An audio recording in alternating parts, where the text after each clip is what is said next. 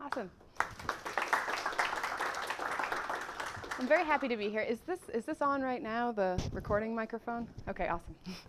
So I'm very happy to be here. Again, Emily Mower Provost from the University of Michigan. And just because I haven't had a chance to say this publicly yet, actually rising associate professor starting September. So super excited about that. Thank you. So anyways, I used to have to start all of my talks with a discussion about why effective computing mattered so much. We used to get questions all the time about, okay, so maybe we want technology to like us or whatever, but why is this engineering? And the nice thing about where we are today is that I get these questions less and less. People just understand, A, the importance of having technology understand our behaviors, and finally, B, why it is so very hard and therefore still part of engineering. And so today I'm going to give an overview about this, but first I'd like to start out by saying, really, our goal with automated agents often is to have them provide support, entertainment, and interaction. However, what we've found again and again is that if agents don't understand how we're doing, if they just understand what we're doing, they can't provide that support. It's important in automated driving, where you might want to understand how distracted a driver is, or if someone is starting to experience episodes of road rage, perhaps you would want to find different types of things that a car could do based on the state of the user. It's also important in home robotics, where maybe you want a robot to vacuum your house. I personally love that functionality. But if you have a robot that's supposed to provide some kind of support or some kind of assistance to people, you probably want the robot to know how they're doing, not just what they're doing. And this becomes incredibly important when you start thinking about grand challenges as espoused by the NIH. Things like allowing people to age in place, staying in their home for as long as possible. In those cases particularly, it's not just what, it's also how, if you want to be able to recognize signs of depression or other types of cognitive decline. But luckily for us, speech is actually an incredibly useful thing, because it doesn't just allow us to understand what someone is saying, but it allows us to interpret how they're saying it. So we'll see how well this works. Woo. Delayed bag. Yes. Peoria. Peoria. No. Peoria. P-I-A. No, can I talk to a person? So, as it turns out, how we say it conveys a lot of information about how we're feeling about whatever parts of whatever interactions we're part of. And so you can see we can look at it in terms of the energy of the signal. We can look in terms of pitch variation. We can look in terms of salient words. Words like no and computer often, unfortunately, are associated with negative states. But all of this will allow us to build up a rich understanding of how someone is actually doing. And it's meaningful. So if we think about in the context of stroke rehabilitation, if we have robots that are designed to work with people who are recovering from a stroke, we need to be able to recognize signs of frustration and depression. It's a very hard task, and it's a very hard thing to do. If we're trying to teach kids with autism about emotion, we have to understand how people perceive emotion in order to do instruction correctly. Further, if we want to be able to recognize signs that might indicate that a kid is going to be diagnosed with autism or is typically developing, we need to understand conversational cues. For depression, if we want to be able to recognize signs of oncoming depressive episodes, we need to understand the cues. Same thing for bipolar disorder, which I'll be talking about. Same thing for schizophrenia. If you want to be able to recognize signs that certain medications aren't as effective anymore, you need to understand behavioral cues. Same for marital therapy. If you want to understand the dynamics that indicate positive or negative outcome, you need to understand the person side of it.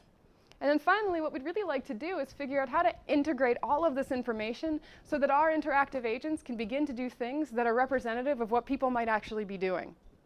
And so, how we say it is meaningful, and that's what I'm going to be talking about today. It's part of, it's also hard. I had my it's hard slide. So it's actually a very hard problem. And it's hard because human data, as I'm sure I don't need to tell everyone here, is unbelievably complex. Now, whenever we think about a machine learning context, what we're generally assuming is that we have data and we have labels, and we want to match up the data with the labels. We'd like to predict these labels. However, when we start thinking about human signals, we have data and we have labels. And these labels aren't necessarily associated in a one-to-one way with the data that we have measured. And that's problematic. If you think about any of the classic computer vision tasks, you have an image and there's a dog present or there's not, or there's a dog and a cat but no monkey. However, in the case of human emotion, you have an example, Someone maybe said angry, that thing was angry. Someone else said happy. The person themselves said frustrated. How do you take in all of this information when the ground truth itself is uncertain? Once you have some understanding of what to do with your ground truth labels, then you still need to figure out how to measure it. Should I be looking at the voice? Should I be looking at the face? Is it body gestures that are going to allow me to interpret this behavior? All of these are open questions. But once you've solved it, the next thing you want to do is think about how you can actually do feature selection and feature extraction. How you can create short-time measurements that will allow you to understand what someone's actually doing. After that, data handling. If you're talking about a clinical interview, you often have on the order of 20 minutes to hours worth of data. Now, somewhere in that clinical interview was information that led a clinician to believe that someone was diagnosed with whatever condition it was that was being evaluated. Where? Was it a particular minute? Was it the entire way through? You need to be able to understand where the signal actually is within the data, otherwise you're not going to be able to recognize it. Once you do that, you need to think about representation. How can you describe the data in a way that will make sense to a computer so that it can be processed further? Words like angry and happy, meaningful, mostly, to people, not as meaningful to computers. And then finally, the environment. The environment's critical because where someone's recorded will change the properties of the signal. It will change the properties of the signal in terms of things like reverberation, in terms of background noise, but it will also change the behavior of the person based on whether or not they actually know they're being recorded. So if you put a camera in front of somebody and ask them to tell you how they're feeling, they're going to behave very differently than if they're just talking to their friend, or they're talking on their phone and not even paying attention to the fact that they might be being recorded. You need to consider all of these factors when you're building these models, otherwise they don't extend from one context to the next. But instead of being upset about all the challenges, we see them as opportunities from an engineering perspective. Opportunities to adapt current techniques to this new and noisier domain, to create new representations that will allow computers to reason about data the same way that we do, and finally, new ways of inventing new modeling strategies that take domain knowledge and incorporate it into our algorithms, so not only do we have performance that's higher, but ideally we have new understanding about behavior that we could feed back to the domain experts. And so all of these we find are motivating principles for the work that we're doing in our group. Our work focuses mostly in two areas. One, in audio-visual emotion modeling, where we focus on how to recognize how people perceive information and express it. We look at things like deep learning, multitask learning, time series modeling, and knowledge-driven techniques. And then increasingly, we're also working in assistive technology. And it's immensely satisfying, because not only are we still working with all of the challenges that I talked about so far, not only are we developing algorithms, that's really great, but also we have the opportunity to have societal impact. And so it's personally very motivating. We're looking at how we can do speech assessment for individuals with aphasia, trying to provide ways of interpreting speech intelligibility. We're looking at mood state tracking for individuals with bipolar disorder, trying to look for speech-related cues that will indicate signs of oncoming mood episodes. We're in the early states of doing the same for suicidality, and also we've started doing work in speech assessment for Huntington's disease. But generally what we're interested in is trying to figure out how we can use speech to understand human behavior. And in this talk, I'm going to be focusing on perception modeling and expression modeling, and also looking at mood state tracking for bipolar disorder. I've thrown a lot in here, so if we don't make it all the way through, that's okay. But just as an aside for why I throw so much detail into these talks, so AI, as I'm sure everyone has noticed, has received a lot of hype in the press, and it's often difficult to know what's real and what's not, what's feasible and what's not.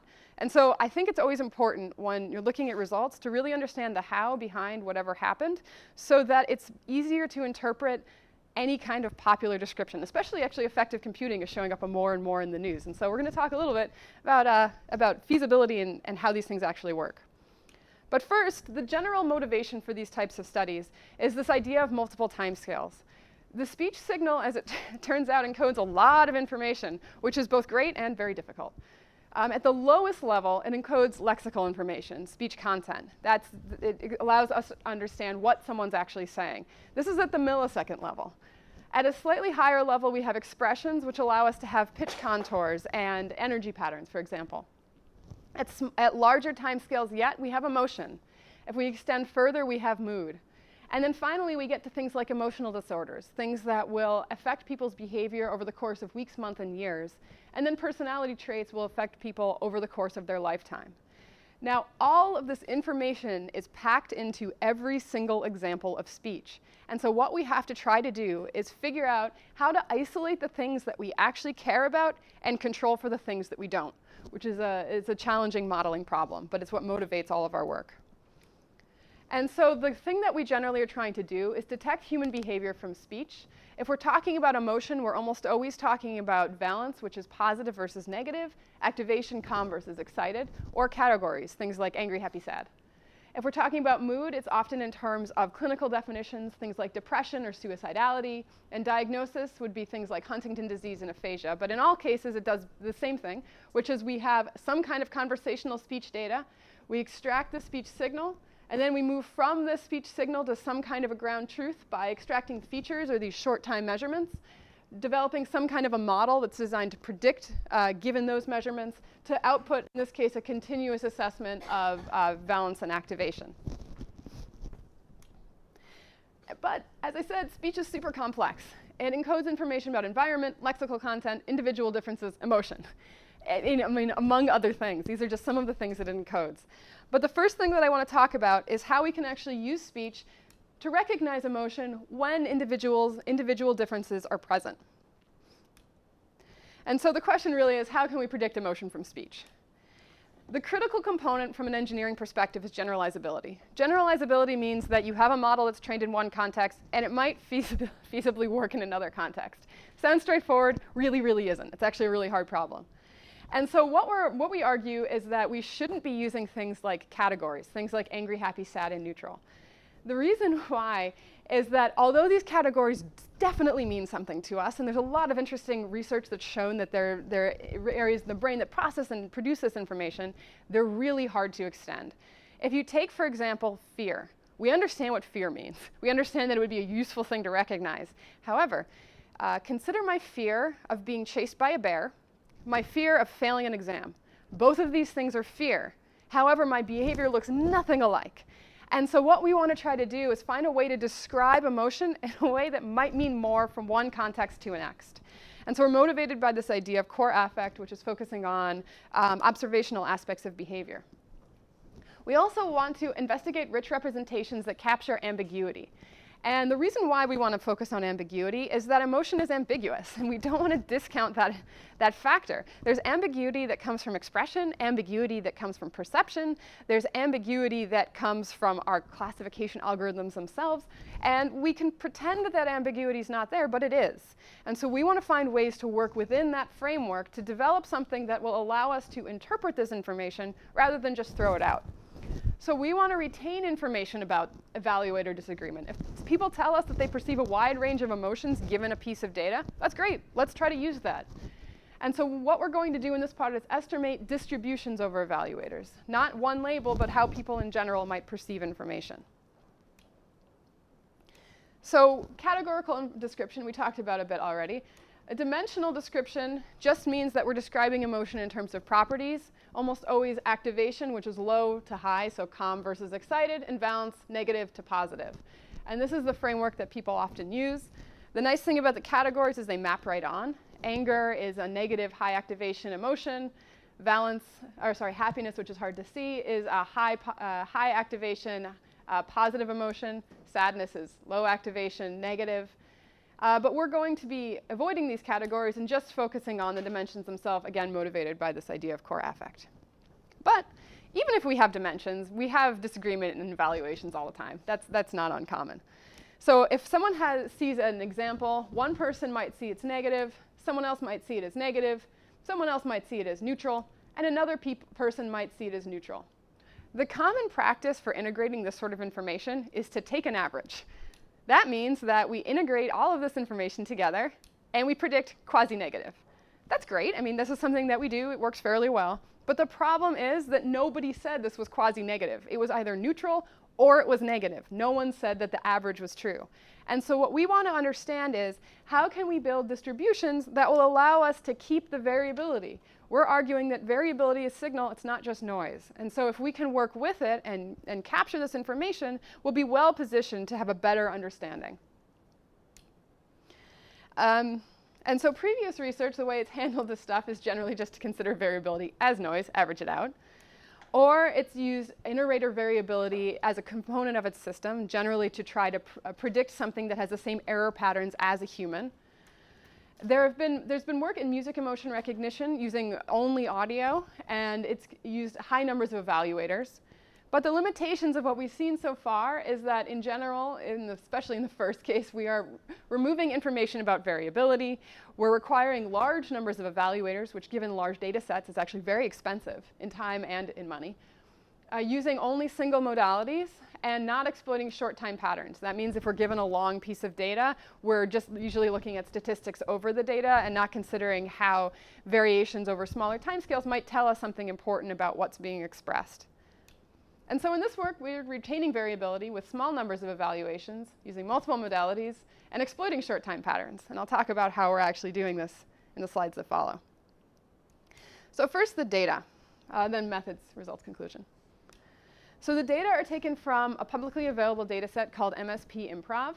It has 12 speakers and about 8,400 utterances, including audio and video. And the purpose of this data was to collect information that was emotional, but also had controlled lexical content. It was part of a different study, actually, that I was part of this collection that we were doing. But the idea is that there are certain target utterances, and these target utterances had fixed lexical content. They were embedded in different scenarios that were improvised. So, for example, she told me what you did. You can make that a positive scenario, you can make that a negative scenario. But the nice thing is that in different emotions now, you'll have the same lexical content. Those are examples of improvised target. Everything else in the scenario is just an other. These are all the other improvised sentences that occurred. We also asked people to read this information, and then finally we kept the camera rolling in between scenarios, and those are natural interactions. The data were evaluated by varying numbers of people. You can see that the majority were evaluated by 10 or fewer, but there were quite a few that had large numbers of evaluations. And so this will allow us to start to think about how we can build up distributions from this. Now, I talked also about the importance of having features that are well thought out. And so the features that we're using are from the audio and the visual modality. The audio features are features that are commonly used in speech recognition. They're called MEL filter banks. And the idea is that they're capturing the amount of energy at different levels of the frequency spectrum. MEL just means that it's a nonlinear warping once you hit above a certain frequency level, and it's capturing this idea that as the frequency of a signal increases, our ability to differentiate between frequencies decreases, and so you just have increasingly wide filter banks. The visual features are action units, and those are just describing different muscle movements in the face. So the acoustic features are very short time. They're extracted over windows of 25 milliseconds, and they're capturing frequency. The visual features are extracted with much lower frame rate. That's 29 frames per second, and are capturing muscle movements. So the methods. First, I want to be very clear about what we're trying to do. So our goal is to predict a simplified distribution. So it's a little bit hard to see. But in this plot in the upper left, where valence is on the x-axis and activation is on the y-axis, you see evaluations that are distributed in the valence activation space. This is not what we're going to predict. What we're going to do is transfer this into something that looks like this, and I'll talk about how that is. It's a simplified, smoothed, and discretized distribution. So it's an approximation of this original one. We're going to use this as our target. This is what we're trying to predict. And so we're going to take our input features, build up a model that's trying to predict that discretized distribution, and that's going to be our target for our prediction. The nice thing about it is that it still retains information about how evaluations are made. It's just doing it in a way that's a little bit easier to predict. Then, during test time, what we're going to do is take our input features, use that model, and try to predict that distribution. But how do we actually build this thing? So we take our sparse labels. And to be really clear, we could definitely immediately discretize this space. But the problem is that if you discretize a space that's this sparse, then where you draw the grid lines are going to have a huge impact on the probability distribution that results. If I draw my grid line here, let's assume I just have two bins up here and down here. If I draw it here, I have one distribution where all my probability mass is right here, and there's 0 right here. If I draw my distribution my grid line right here, I have a very different picture. And you don't want to have small variations like that have such large impacts on your ground truth because it becomes very unstable. So instead, we want to have a way to smooth. The first thing that we do is iteratively subsample our data and add noise. And this gives us a much more fine-grained distribution that still has very similar means and standard deviations to the original. So we're just upsampling, which just gives us more points, essentially. Then we assign each of them a Gaussian probability, and then we aggregate over the space, which gives us the smooth estimate. It's through kernel density estimate. And you can see the nice property that the center point here, where most of the probability mass is, corresponds to what you would assume would be the center of this very, very sparse distribution. Then we discretize it, which is what's creating this thing. So we go from original sparse space to something that's easier to bin, and then we create our discrete representation of this probability space, and this is going to be our ground truth. Still, it's allowing us to understand variation in balance and variation in activation. Our baseline is a simple regression using support vector regression. Here we're just applying the same basic thing that we in the field generally have always do, which is you take an utterance, you take statistics over that data, and that forms your fixed length vector. And then we're going to predict each grid point separately. So we're going to predict this, etc. We're going to compare it to a system that's kind of jointly predicting each of the grid positions. So it's going to predict 16 outputs in this case, and also exploit short time patterns. So it's going to use the temporal information to do its prediction. And so how are we doing that? We're doing that with deep learning. In the unimodal case, what we have is our 40-dimensional MEL filter banks or our 17-dimensional action units. So the unimodal just means we're looking at one type of signal. And time goes this way. And so what we're going to do is create filters that are going to aggregate information. And the filters are going to be of different sizes, and we're going to have different numbers of them. And so that's going to give us a large collection of these filter outputs. Then what we're going to do is for each one of these filters, we're going to choose the maximum value. That's what global max pooling is doing. So then that's going to give us the number of points that's associated with how many filters we have. So if we have 128 filters originally, we choose the highest one from each of those 128, and then we have 128 outputs. We then have a bunch of dense layers, followed by a softmax, which is just computing this 16-dimensional vector. Now, that means now we have one 16-dimensional output for speech, one 16-dimensional output for the facial information. The simplest thing that we could do, average them together. That's decision-level fusion. The multimodal extension to this unimodal approach is just to take the speech output, the vision output, average it together, one output. Now, that is certainly a straightforward thing to do, but the problem with doing that is you throw away all the interactions between the audio and the video information. And as it turns out, our face and our voice have correlations that are meaningful. And so what we wanted to look at also is how we can sort of change the structure a little bit so that we're actually taking advantage of the correlations that exist that we like between our two signals.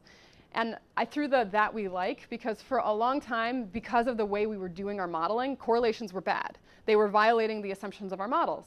However, these suckers don't make those assumptions. And so you can actually now leverage these effective correlations.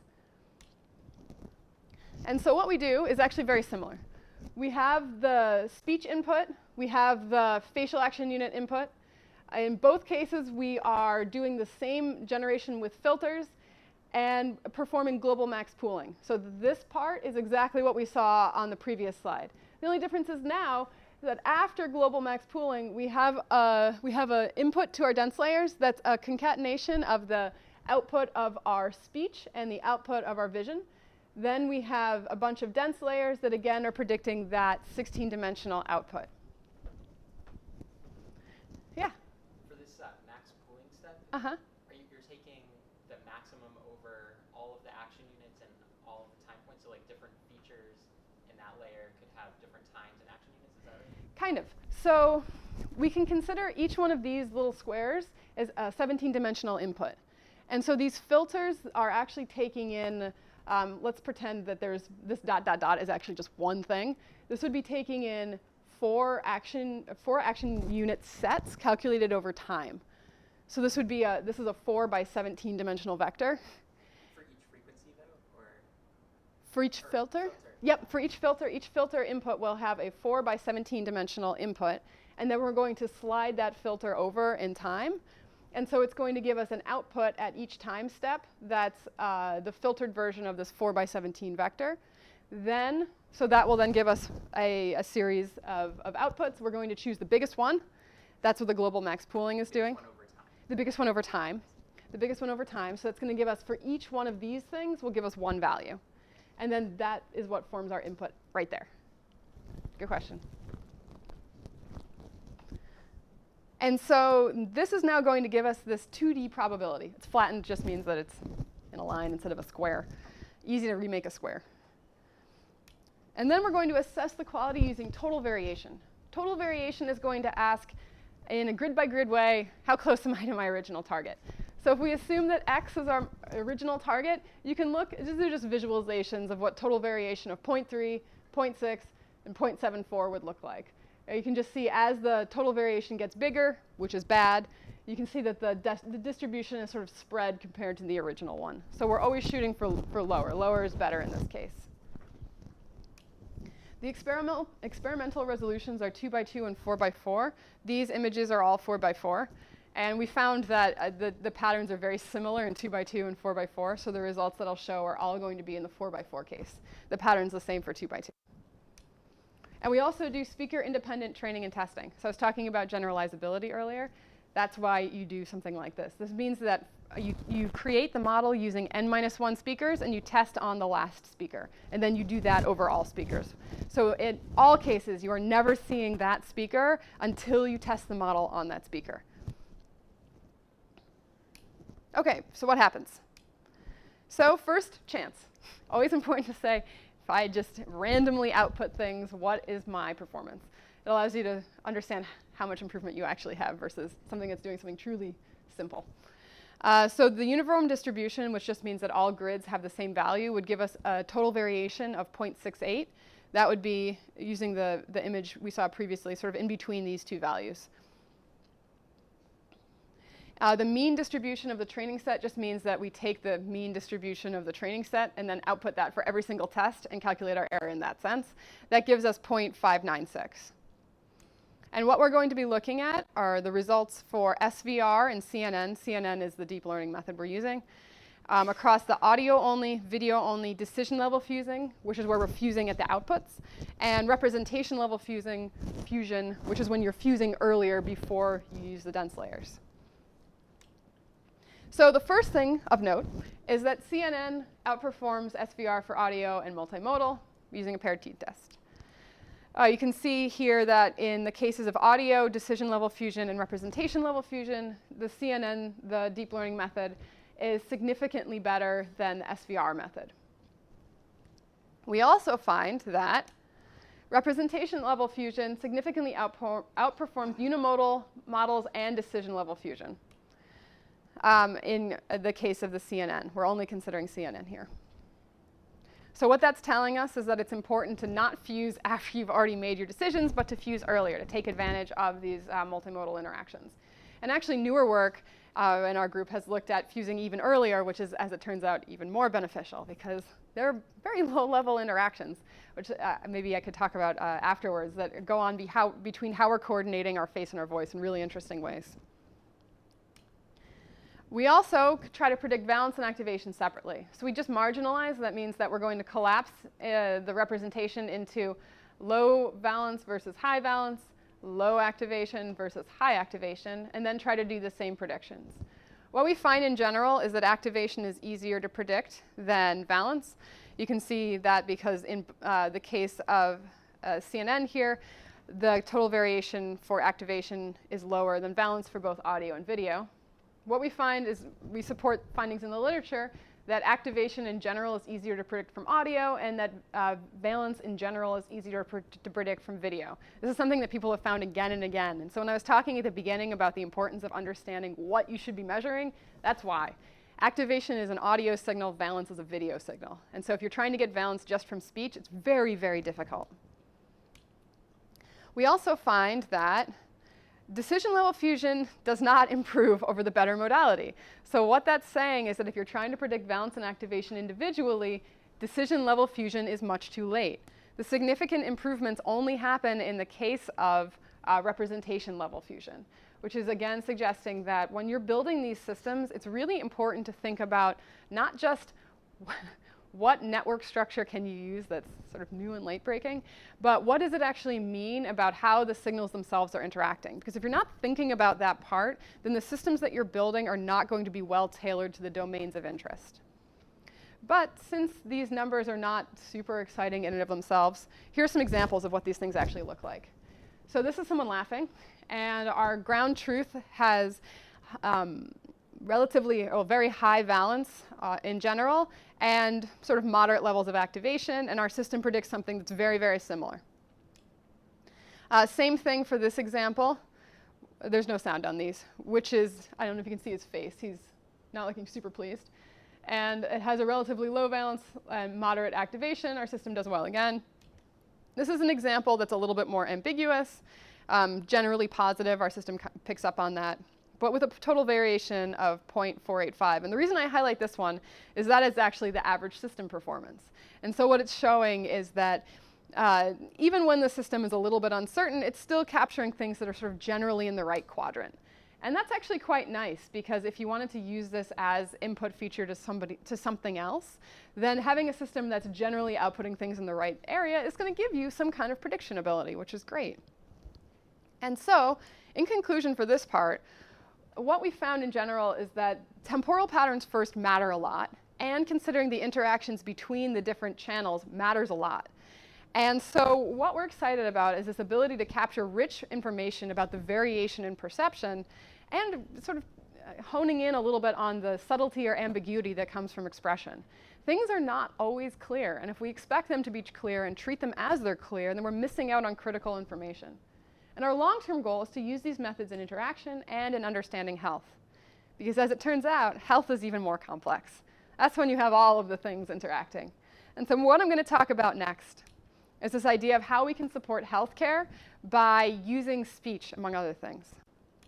And the domain that we're going to focus on initially is bipolar disorder. We're now doing something very similar in the domain of suicidality. But bipolar disorder is one of the leading causes of disability worldwide. It's common, it's chronic, and it's severe. It's characterized into swings of mania and depression, and although I'm certain I don't need to tell this audience, I'm going to say it anyways, that in our culture we use these terms very colloquially, and mania is not just, wow, I have a lot of energy today, I am super productive. It is, I am making horrifying choices about my social life, my financial life, my vocation. And if we don't find ways to keep people from entering into these episodes of mania and depression, then the consequences are severe and they're long-lasting. And there was a study that demonstrated that 2 years after suffering a manic episode, 40% of people were not back to their pre-mania functioning level. So it is critical we find ways to avoid these episodes. Current treatment is pharmaceutical, mostly, but it doesn't actually work for a large number of people. The other approach is periodic follow-up visits for monitoring, but according to our clinical partners, these are, first of all, costly, but also, for the majority, they're unnecessary. That someone will come in and they'll sort of talk about golf or something like that. Also, reactively, which to be clear is problematic both for a caregiver use and also in terms of disrupting someone's daily habits. They have to continually go in for these periodic visits that aren't contributing to their wellness. The other approach is reactively after a manic depressive episode, once someone's been hospitalized. But in that case, the devastating consequences have already occurred, so it's sort of too late. And so what we want to be able to do is find a way to avoid this cycle of depression and mania. We want to keep someone as close to their baseline as possible.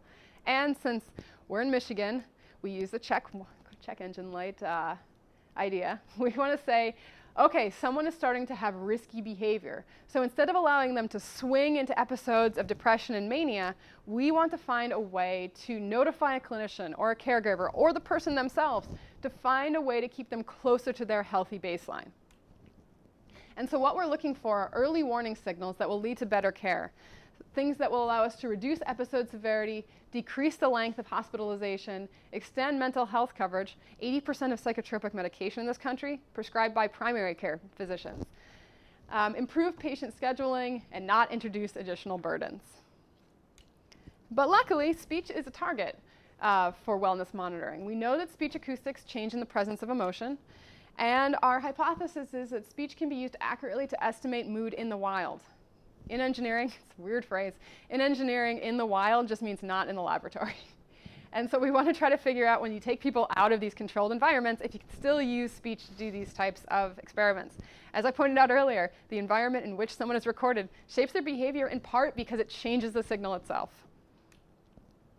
And why speech? We know it's modulated by neurophysiological state, it's used in clinical assessments of psychiatric disorders, and it can be collected remotely and cheaply. That last part's critical. If it's something that's going to require a lot of effort on the case of either the patient or the caregiver, it's not something that's going to happen in the long term, and it certainly is not something that can be done at scale. And so, I want to know, how hard is this? So it turns out it's hard. So the data that we collected is from a long-term study that we have at the University of Michigan called Priori, predicting individual outcomes for rapid intervention. It's been a long-term interaction between our group and the Depression Center on campus. And we have deployed phones for about the last 6 years now. We have about 4,000 hours of speech that we've collected from natural conversations, and I'll talk about what that means. So we have an app that individuals use as their primary cell phone for 6 months to a year, and it records their side of every single conversation that they make or receive. That information is transmitted to our secure servers for offline processing, where we start to do feature extraction with a goal of detecting mood symptoms. The ultimate goal is to deploy this check engine light as a key for interventions. The phone or the app is just silent in the background. The only time that people actually even see a screen that looks like this is if they want to delete a call that they've made. They have a choice. They don't have to have all of their calls uploaded if they don't want. Otherwise, it's impossible to see, but there's a tiny little M. And that's how they know that the app is generally running on their phone. The feature extraction, and then our ultimate goal is this check engine light. And so for a given day, we have cell phones that are collected over the course of one day, another day, a different day. This allows us to build up calls that are extracted over the week, as an example. And in the middle, we have a mood assessment. In this case, the Hamilton Depression Scale and the Young Mania Rating Scale. This thing serves as our ground truth. This is what we're trying to predict. In this first study that I'll talk about, we have 780 of these clinical assessments. Now we're up to about 1,500. And we form categories of these things. So euthymia, which just means healthy, is under 6 on both scales. Depressed is over 10 on the Hamilton Depression Scale, under 10 on Young Mania, and mania is the opposite. Our data set is weighted towards euthymic and depressed examples with fewer examples of mania. In the wild, as it turns out, means many things. One thing it means is that you might not have one recording device. We didn't, we had 2, thinking they'd be similar. They weren't, spoiler alert. We had the Samsung Galaxy S3 and the Samsung Galaxy S5. 18 people used the S3, 17 people used the S5. They were different. I'll talk about why. So we have methods and results. The first thing I'm going to do is talk about how we process the data to get the features, and then I'll talk about how we actually process it to estimate mood. So the features that we're extracting are based on speech only. So the first thing that we do is segment into speech and non-speech regions. So green represents speech regions and nothing represents non-speech. And then from the speech regions that are longer than 2 seconds, we extract 2-second segments. And we require fixed length segments because of the features that we'll be working with. They're very dependent on the segment length. And then these segments are the things that we use for feature extraction. The features that we actually use are speech rhythm. We do this because mania is known to have more frequent, much quicker, and louder expression. And depression has a slowing of speech and difficulty articulating. Now, as an aside, I'm almost certain someone will ask this. Why don't we use pitch? Everyone says that depression is monotonic speech. Why not use pitch? Strangely, pitch doesn't work very well. This is one of those interesting things where it speaks to the nature of having important collaborations on both sides to try to figure out how we can identify features that are strongly predictive. And it's always interesting to me how poorly pitch actually works. We use these constant 2-second segments, so that these are examples. The first thing that we do is we bandpass filter the signal and then low pass it to get the vocalic energy signal. And you can see this black variation or black line varying on top. That's the vocalic energy amplitude envelope. We then post-process window and provide spectral or frequency analysis, which will give us 7 statistics And then, sorry, we take 7 statistics over these variables, which will give us syllable versus suprasyllable rhythm. And then we calculate 31 statistics over the 7 statistics for each segment. And this forms our 217 call level statistics. So in this case, we're not doing what we did previously. We're not looking for short time patterns. We're talking about patterns in speech rhythm over the course of the entire call. And now we're going to go with a pipeline. This is a pretty standard pipeline, minus device compensation. This is what we're going to find out is critical. So we're going to take in the audio signal. We're going to do device compensation and segmentation. These are our pre-processing steps. Device compensation is with declipping, and I'll talk about what that is and why that matters. And then speech segmentation is with combo SAD, and I'll talk about why clinical partnerships are so terribly important when it comes to interpreting results. Then I'll talk about our feature extraction and our classification, which is either single task, we're just predicting mood, or multitask, predicting mood and phone type. It's another way of compensating for the differences in recording devices. So the experimental methods that we have, we're doing 2 things. We're predicting euthymic, again, that's healthy, versus mania, and euthymic versus depression. We're only using the clinical assessment calls. At the moment, we're not using personal calls. We'll talk about those a little bit next. And we're only using speakers that have at least 6 calls. This allows us to have a more balanced measure that allows us to understand the features that are associated with each of these states. The performance measure is AUC. It's the area under the receiver operating curve. And kind of colloquially, what it means is that if you have 2 examples, the AUC will tell you sort of the probability that you'll rank those 2 correctly. Chance is 0.5. That means that you have no idea which way things will go. We're also using participant-independent validation. This is what we did last time as well. It means that we're going to train a model on n-1 people and test it on the final n person. We'll do that over all speakers. So what happened? Nothing encouraging. So when we first did this, without device compensation, we found that depression, OK, so that's not bad. 0.64, it's not bad. Mania, that is, just as a reminder, chance is 0.5. This is our mean and our standard deviation. That is not significantly different from chance. That is super disappointing as a first result when you're building a classifier. What that tells you is your system's not doing anything. And so we sat back and thought, OK, so that's sad. What can we do to actually try to compensate for whatever is going wrong with the mania classifier? And so we looked more carefully at the signal. And this is what we found. So the Samsung Galaxy S3 and S5, they do not have the same recording properties. The S3 microphone is not calibrated quite as nicely as the S5, which means that there are huge amounts of clipping. Clipping means that instead of having the signal have these sort of natural different ranges, they're clipped. And that's what gives you this very harsh cutoff line. What that also means is it gives you really high frequency noise, which is not great when you're trying to model things from a frequency perspective. You can see that the clipping is much higher for S3 versus S5. The energy levels are different, and so is the signal-to-noise ratio. And so we thought, well, maybe we should try to fix that problem. And so we did. We used something called CBAR, which is Constrained Blind Amplitude Reconstruction. And the idea is that if the gray is your original signal, what you're trying to do is interpolate and estimate what the original signal might have looked like, given these strong clipped regions. And the great thing about CBAR is it gave us something that looked much more like speech. The downside was that it ran at many times real time. And so instead of CBAR, we used RBAR, which was a fast approximation to CBAR. It's regularized blind amplitude reconstruction. And you can see after running RBAR, we have something that looks a lot more like speech. There is still going to be noise present, but it's going to be much more similar to the original signal than this clipped version, which is just very, very problematic to process. So what happened? Well, as it turns out, statistically significant improvement for mania. Hurrah.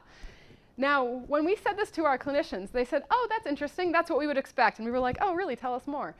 And as it turns out, why is that when someone's in a manic episode, they have highly pressured speech.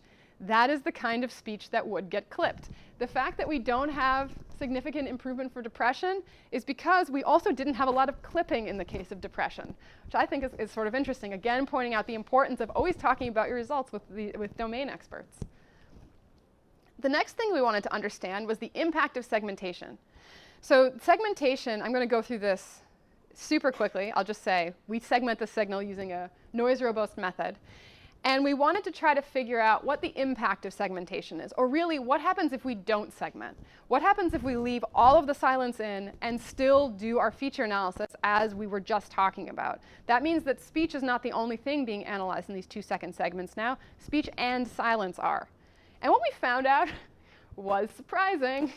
We found out we had statistically significant improvement for both mania and depression. And we thought, well, that's funny. That's not what we expected. Generally, you expect that the more you isolate speech and remove silence, the better your systems do, because it's only processing the information that you expect. Again, talk to our clinicians.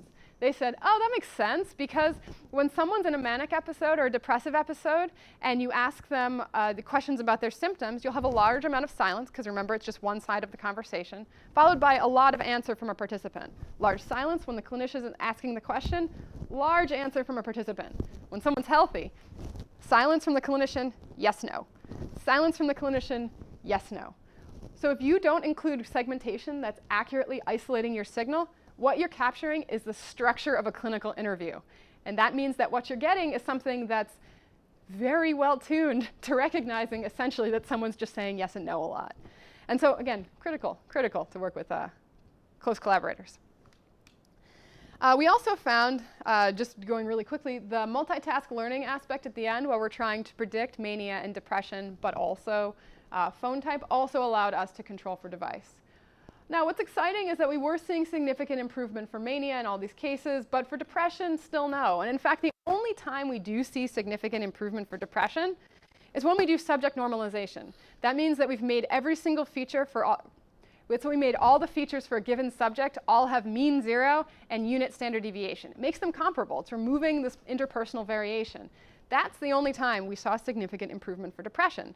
So what that's telling us is that we have to consider the individual differences when we're modeling symptom severity. But luckily in speech, we actually have a way to do that already. And we have a way to do that because of the speaker verification community. Speaker verification, what they're trying to do is identify if a given speech sample came from this person or didn't. You can actually just transform that representation to thinking that when an individual is healthy, he or she sounds like him or herself. When that individual is unhealthy, he or she does not. And so we're going to borrow this framework from speaker verification as a new way of generating features that are individualized that might allow us to understand health. And we do this is the pipeline for extracting what are called I-vectors or identity vectors. But we do this using the huge amount of unlabeled personal call information, which allows us to build up rich models for what a given person actually sounds like, and actually what speech sounds like in general. What we then did is we take these I-vectors, so that's what gets spit out at the very end, these identity vectors, which essentially is comparing how much a given model would have to be adapted for a new speaker. And then we use these in our pipeline. So now we're not just going to use rhythm features. We're going to use rhythm features and identity vectors, I-vectors. And we're going to, so if you look right here, this is essentially the pipeline that I just talked about. It was rhythm followed by population general SVM. So that's just the participant independent method that we talked about in the previous slide. We can add to it I-vectors and a subject-specific version. That means that this SVM now is trained to recognize a given person's I-vectors to predict mood. We can then fuse it using any of these methods. Admittedly, the previous section would argue that is too late, but this was actually done first. And we can compare it with feature-level fusion. The feature-level fusion will just put I-vectors and rhythm in the same feature vector and then classify it with an SVM. And this will give us our final prediction. The first two lines are the subject-specific I-vector method and a redoing of the method that I described in the previous section. And the reason why is that the data set was larger, and so we wanted to rerun the baseline. It's very similar to the previous one. What we found was that both feature fusion and soft decision fusion both allowed us to have significant improvements in the classification of depression. So what that's saying, what that's showing again, much like on the previous set of slides, is that when we're thinking about depression, we have to be thinking about people as individuals. It's not enough to think about what a population in general will do. You have to think about the subject-specific aspects. And so, in conclusion, what we found is that we can detect presence of mania and depression.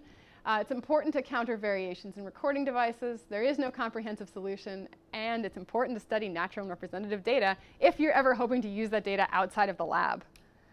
In the future, what we're doing is identifying cohorts of similar speakers, controlling for subject effects, investigating new approaches to detect mood from speech, and continuing to collect data. As I said, we have about 4,000 hours of personal calls, about 1,500 examples of assessments, and we're continuing to do the same thing for suicidality as well. We're up to about 375 hours over there. And so what I want to leave people with is that speech is a very, very complex signal, but it's also a very rich signal. And so it gives us an opportunity to really understand different aspects of human behavior, thinking as long as we're careful about how we're controlling and doing these types of modeling. So thanks for your attention. I realize it's kind of early.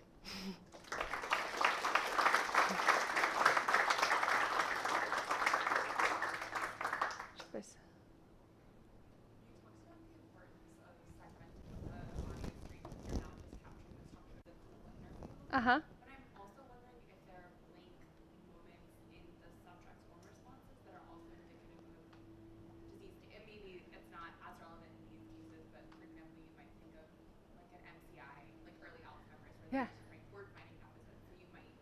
That's a great question. So just in case everyone didn't hear, so the question was, so we're segmenting out silence from, we're trying to make sure that we're not including silences in our features, but what about silences within the segments of an individual themselves? That's a great question. We actually haven't looked at it yet. We've done a little bit of work in aphasia where these types of variabilities were really important, and we know again and again from the literature that pause variability in general is critical. The challenge that we have to solve and to enable us to do that is that we have to be able to understand when the other person is not speaking so that we can figure out if the pause is happening because someone is looking for a word or if because we're just interrupted or something like that. What I would love to do in the future, and this is just a future dream, is we don't need to know what that other person is saying. There are huge privacy implications to recording both sides of the conversation. But if we can know that the other person is speaking, then we could really start to use pause information in a really structured way. So I completely agree with you, and it's something that we're really interested in thinking about how to explore more. You said that all the data that you showed for depression linear distinction or classification was from assessment calls. Mm-hmm. And I was wondering, so if you wanted to take this into a more naturalistic setting where you're actually using normal phone calls that people might have, you might have a sampling bias, and that so one of the hallmarks of depression, for example, is disengagement. Mm-hmm. Right?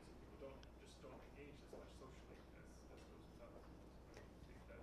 Yeah, so I'm going to leave this one vague. So the question is, are we having biased algorithms by looking at the assessment calls themselves and not moving beyond? So I'm going to leave this one vague because it's actually ongoing work. How to phrase this correctly? So we are currently looking at how we can interpret personal calls. One of the big challenges in personal calls is that we don't have well-defined labels. We know that the clinical assessments are supposed to cover the previous week, so we can loosely associate all personal calls in that week with that clinical assessment. But they don't have the same assumption that we do with assessment calls, that the label is, I'm going to put correct in quotes because I realize we're always dealing in a fuzzy space. So what we're trying to do is figure out other aspects of behavior besides just speech rhythm that will allow us to make these assessments in a robust way. One of the challenges in personal conversation is that people might be trying to mask their symptoms, where in a clinical interaction that might not be true. But also they could be ordering pizza or talking to their boss or doing whatever. And so you can't make the same assumptions about a single feature, a single set of rhythm statistics, for example, being the thing that will allow you to classify. And so I realize this is sort of a roundabout way of saying it, but we are currently investigating different sets of features that will allow us to make the same types of assessments on personal rather than these structured assessment calls. So this might be slightly out of scope, but it's a question about what might happen to behavior as these measurement systems become more integrated in our environment. So like you played the example of the person on the phone with the robot like getting mad. Uh-huh. Give me a person. Uh-huh. If these systems become widespread, right, could that change the underlying distribution of behavior in a way that would sort of, I don't know, you could imagine an escalation between the humans and the machines with respect to getting what we want. Yeah, so picturing the escalation between humans and machines. Yeah, no, I mean, it's a really interesting question. So partially they are deployed already. In some call centers, if you yell at the agent, but then I don't mean the human. I mean if you yell at the computer agent, please don't yell at the human agent, you will get transferred to a human more quickly. So that's one place where they actually are deployed. But no, not the human, that's very sad. But there's a really interesting question about how much people pay attention to their behaviors being recorded. So what we found is that pretty quickly people just use these phones like they'd use their normal phones. And you can argue how people use Facebook or Twitter or any of these other types of behavior recording algorithms, even though that's not implicitly what they're for. Or actually Google Maps, or for a while Uber, who was very, very explicitly tracking location. We get used to it. And so that is to say, I think that behavior might not change dramatically, but what we have to make sure is that the ethics of how we use those data evolve with our continuing ability to collect them and process them in very detailed ways. It's something I think about a lot and I'm very cautiously worried about. I have a question about the actual audio itself, how it's processed or the process. I know in general, I guess in the wild maybe, when people are processing speech, they would isolate generally breathing and then also like mouth noise and clicks and things like that. I'm wondering if you isolated or looked at either of those things, because I imagine that, you know, like deeper, longer breaths, even though, I mean, they could be indicative of different things in terms of mood, and then also with mouth noise, I know that that varies with medications that people take, so I was just wondering. That's a great question. So the question is, are we isolating things like mouth noises or clicks or breathing or sighs or any of like social gestures like laughter? So we're not currently. We've done this, we've actually done this in other projects. We've done this for aphasia a little bit. We've looked at this a little bit for Huntington. We've looked at it for some of our conversational data in a very, very different context in a learning analytics project. We actually haven't looked at it yet in this context. We've just started looking at natural language features a bit more for a bunch of reasons. But that's a great question. It's something that we really should start to do. Particularly, I like the idea, a question that we get a lot is about the effective medications and how that will change how people are expressing their behaviors. And it would be really interesting if we could look at features that are actually correlated with medication use. We haven't done it yet, but that's a great idea. I'm wondering if removing the clicks, because there's some software that do it really easily, would improve the results because you kind of like get rid of that variability, or if it would, you know, mask some indicators of pathology just because of what medications people are using. Yeah, we haven't tried it. What softwares do people use to do that? Not to put you on the spot. No, it's okay. Yeah. I don't know if it's used in science. Yeah, no, I just don't know. For processing, I know RX. RX. Specifically has a very good feature for removing mouth noise. Awesome. No, we haven't tried it. We will. That's awesome. Thank you. The variable in the first part, recognizing emotion, do you use the variable of gender? And if so, how is it? Yeah, so we haven't in this project. In a different project, we were doing an emotion prediction that was multitask learning on, I think it was subject identity and gender. So what research has found in the past is that gender-specific emotion recognition systems generally work better. It's kind of a similar idea behind why normalization matters. In our case, I'm trying to remember. I know we saw statistically significant improvements for recognizing speaker ID and also emotion. I can't remember if we saw the same effects for recognizing gender and emotion. But yes, there are huge gender effects. So I guess broadly I'm curious about the feature selection. One thing you mentioned in terms of like the phones is that like things like metadata basically, something like the clip pages, like that could just be a feature. And I think similar to the question before is something like just the number of calls, the length of calls might actually be fairly predictive. I'm curious, like either in terms of like a baseline model of what you can get from arguably sort of relatively trivial features, and or if you've thought of like, you know, this is maybe like an annoying suggestion, like just the deep learning, feed it all in, see what comes out. Yeah, no. In terms of feature selection for clinical cases where we maybe don't necessarily know exactly what to. Yeah, it's a great question. So the practical reason actually why we hadn't done the deep learning throw it all in method yet was that until about 3 or 4 months ago, our HIPAA compliant cluster didn't have GPUs. But now it does, which is very exciting. It's really changed how we've been processing the data, actually. in terms of the metadata, in terms of number of calls, we have also collected who someone's calling. And it's something that we've been investigating. When we did it early on, it wasn't as predictive as we expected, but it's something you kind of revisit it every year or so. So we're actually currently revisiting that now. Too soon to say how things go. But there's a lot of interesting information that has to do with time of day and its effect on emotion generally. And really trying to tease apart these effects is very, very important. Was there you had another question too, I think? Okay. Yeah, I mean, there's so much information that we can get from phones, and it's not even just information about metadata, but one of the things we're doing now is expanding further and also looking at things like GPS, which I know folks here have done as well.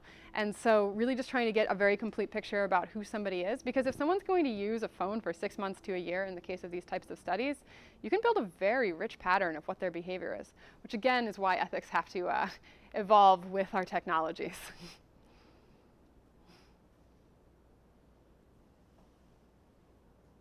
Awesome. Well, thank you.